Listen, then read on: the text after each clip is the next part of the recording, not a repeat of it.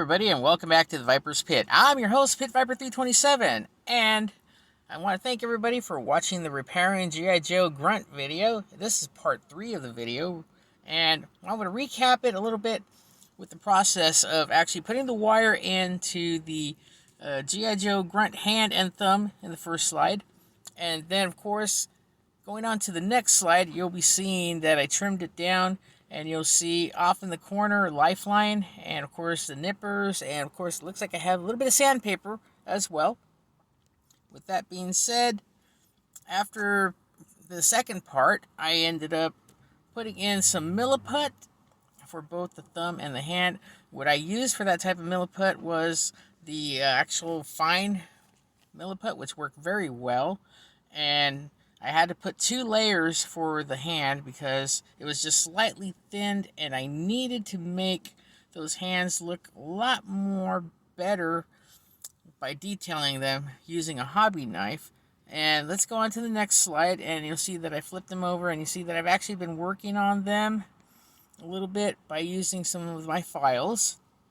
And what I did was with Lifeline, and the next file here, that you can see is that I was using it as basically a mold copy, so that way I can follow how close I can get that thumb to look exact. So with that being said, you want to make sure that you actually have another G.I. Joe with you, so that way you can figure out about how much you need to go with either the thumb or the hand on that.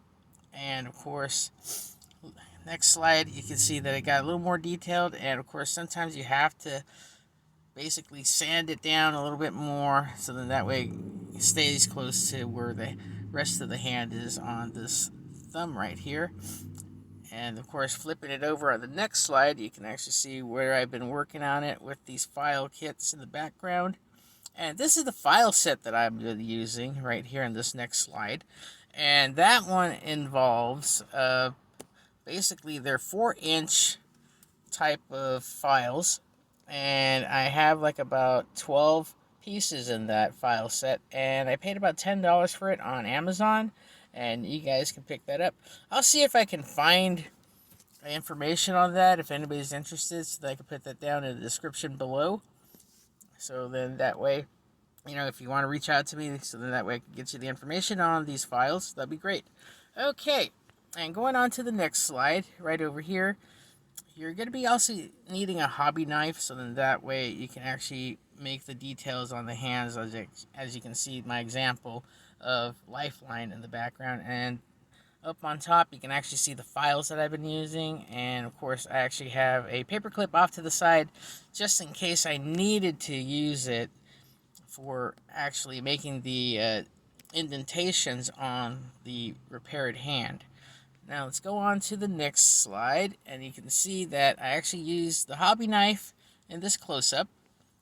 And of course, you see that my model off to the side, to the left here, Lifeline again, so that way I can try to get it as close as I can. And yes, you will be needing those files again, so then that way you can get more detail onto the actual digits of the hand. So let's go on to the next slide here.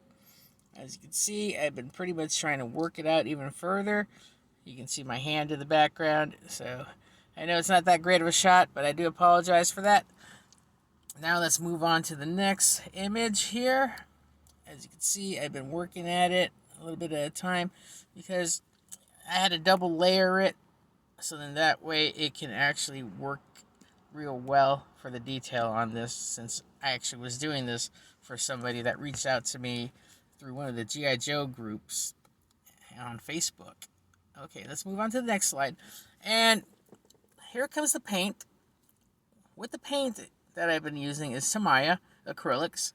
They work very well with G.I. Joe figures, and I love using them very much because I'm actually impressed with them. Don't be afraid about mixing colors, because that's one of the important things that you want to experiment with.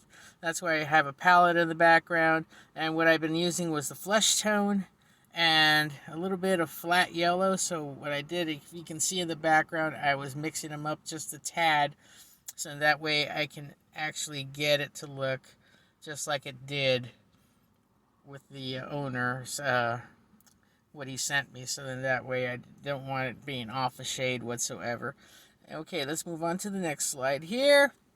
And of course, like I said, this is the flat yellow from Tamiya, which is XF3, and that's what I used. And I like that color. It worked very well when you're mixing it with the flesh tone, so that you get a slightly yellowed effect in case you happen to have a G.I. Joe that has the face that's kind of yellowed because of age. So I'm just trying to preserve it a little bit, so it would look kind of goofy if it's one shade off versus the other. Alright, and let's go on again. This is the painting process that I've been using. This is on the left hand, as you can see that I got it done. And you can see that I usually like to use clothespins. And those clothespins do come in handy, especially when you're painting by hand or a little bit by airbrushing. It actually does the job.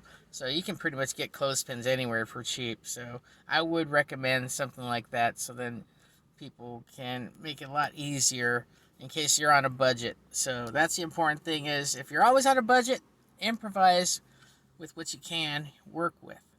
Alright, now onward to the other slide here.